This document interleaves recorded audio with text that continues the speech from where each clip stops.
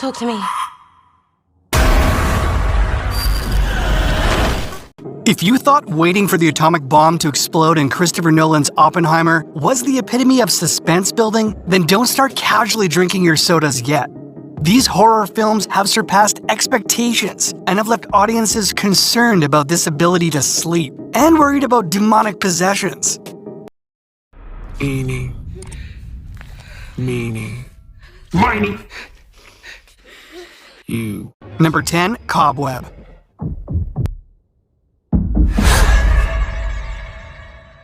It's okay. It was just a bad dream. Let's clear the proverbial cobwebs of truly terrifying horror films we've been missing with this first gem. Samuel Bodwin's Cobweb portrays young Peter, a boy who's plagued by what many of us would consider to be their worst-case terrifying scenario. Have you ever thought about what you would do if you heard a mysterious, insidious feeling tapping noise from inside your bedroom wall? You'd be counting down the hours to someone's demonic possession or the day a slasher killer would jump out at it. In Cobweb, the villain remains unseen for quite some time. Cobweb also has the components of a memorable horror flick that will leave you ridden with nightmares. A claustrophobic little boy, suspicious parents, and yes, a creepy, creaky old house that seems more sinister than welcoming. Mom?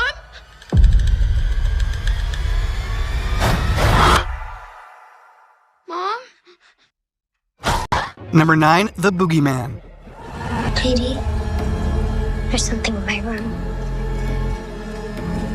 You believe me, don't you? Yes, it's The Boogeyman, and it may be Stephen King's scariest story yet. The Harper sisters, Sadie and Sawyer, are starting what turned out to be the heartbreaking and traumatizing journey of grieving their mother. It all swiftly goes downhill when one of their therapist's dad's patients curses them with a supernatural entity, one that preys on pain, grief, and family suffering. The director, Savage, asserts it's the scariest King movie, and it's shaping up to be around the world. In fact, The Boogeyman had to be recut because the original version was too terrifying. Test audiences were so scared that they missed vital details. The fact that we, the not a screen test audience, don't see the Boogeyman for the longest time makes him more haunting. Dad, you have to listen to me. Okay. I'm listening. Sweetheart, let me handle it. Number 8, The Pope's Exorcist. We have more questions for you, Father Amort. You have a problem with me? You talk to my boss, the Pope. Based on a true story is a terrifying premise for any horror movie. But for one that's about the Vatican chief exorcist, who in real life notoriously performed over 50,000 exorcisms.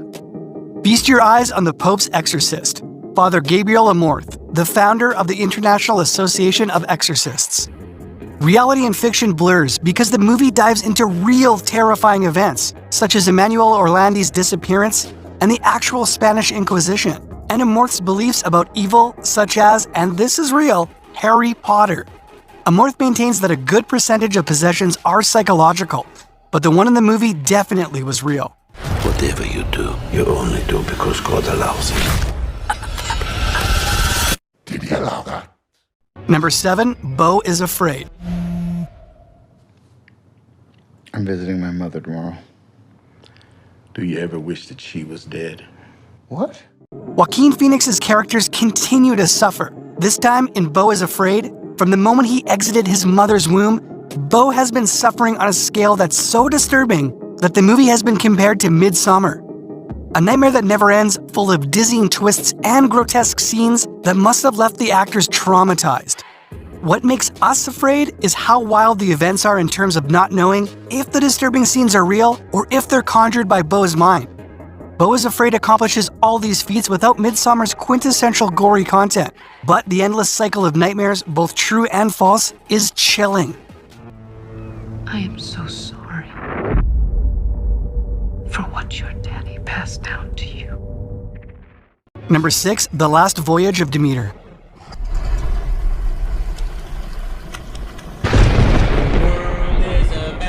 He's coming! Have you ever heard of bottleneck episodes in TV shows? They typically feature limited cast and locations.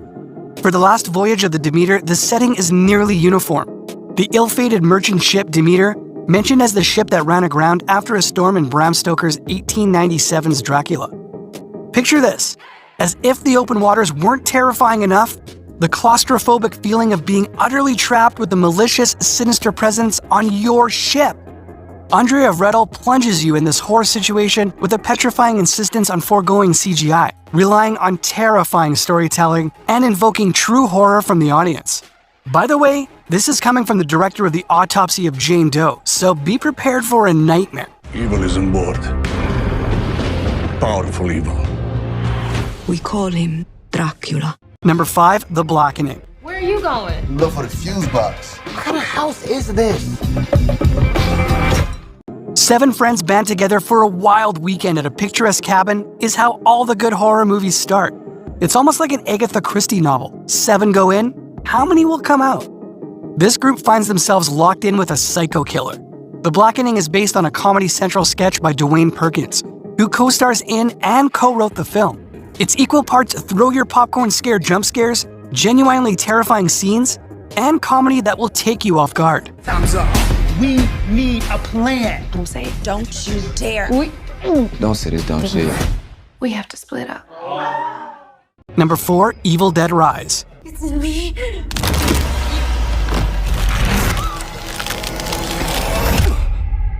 Don't let it take my baby. Is Evil Dead Rise too scary? That is the question on many's minds as they watch Alyssa Sutherland, who embodies what might be horror's too antagonistic antagonist, Mummy the Deadite, taunt her children from the other side of the room. Petrifying is an adequate description. Scarring is another. Gory, blood, possession, nightmarish, and definitely not kid-friendly are other descriptions. The setting for Evil Dead Rise is a high-rise apartment building. After someone messes with the relic they definitely shouldn't mess with, true evil is unleashed, and it targets this family. Dread slowly builds and escalates into chase and haunting scenes that will have chills run down your spine. So that we could stay one happy family. Number 3, Megan. Hi, Megan. I'm Katie.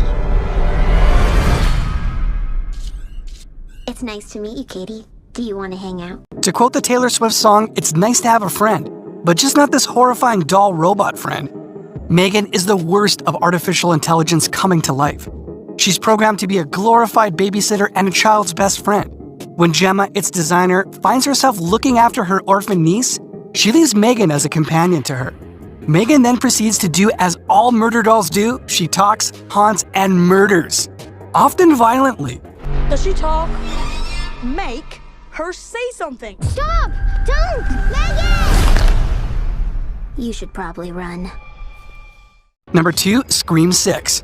We share a certain history. Will Ghostface ever let Jenna Ortega go? Unlikely.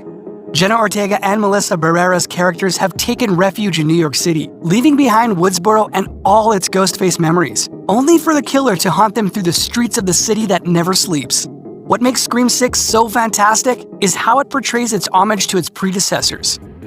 Scream 6 also delves into at-the-edge-of-your-seat horror feats. That 50s song crooning in the background of the sisters crawling on the floor of a shop while Ghostface chases them? Chills. Please help me. Just down to You got a problem here, guy? Before we reveal our first pick, let's look at some honorable mentions, and don't forget to subscribe and hit the bell icon. The Nun 2. This thing, it's come back for me. This demon was once an angel. Sarah the Bone Woman. Felicidades. Ya se te estaba pasando el tren. ¿Estás contenta? Cocaine Bear.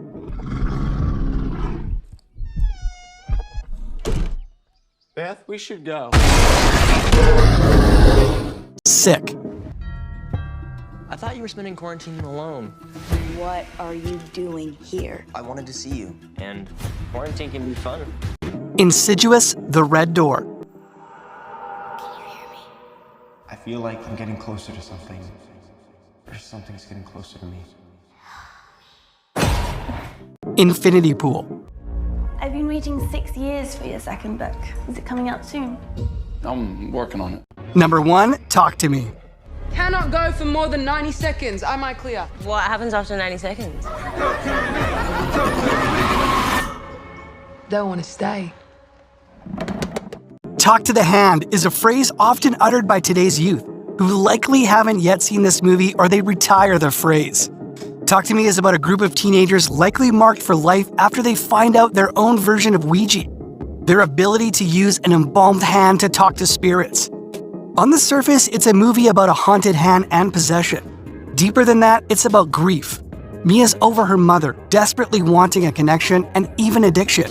So my mom, she was trying to reach out. I'm here. And those are the top 10 horror movies of 2023 so far. What did you think? Did we miss one of your favorites? Let us know in the comments below. Don't forget to like, subscribe, and hit that notification bell below to be notified of new content. Thanks for watching.